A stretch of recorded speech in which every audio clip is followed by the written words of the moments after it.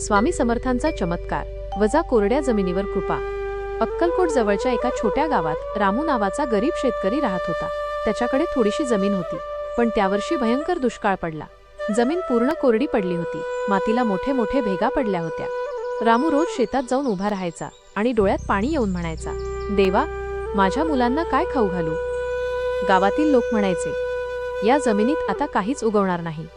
स्वामींची भेट एक दिवस रामू अक्कलकोटला गेला आणि स्वामी समर्थ यांच्या चरणी पडला। रामू रडत म्हणाला, स्वामी, माझं शेत पूर्ण कोरडं पडलं आहे, घरात अन्न नाही, मला मार्ग दाखवा। स्वामी समर्थ शांतपणे हसले आणि म्हणाले, तुझ्या शेतात बी टाक, काळजी करू नको। गावातील लोकांनी रामूची थट्टा केली, अरे वेड्या, पाऊसच नाही, बी टाकून काय होणार? पण रामूला स्वामींवर पूर्ण विश्वास होता।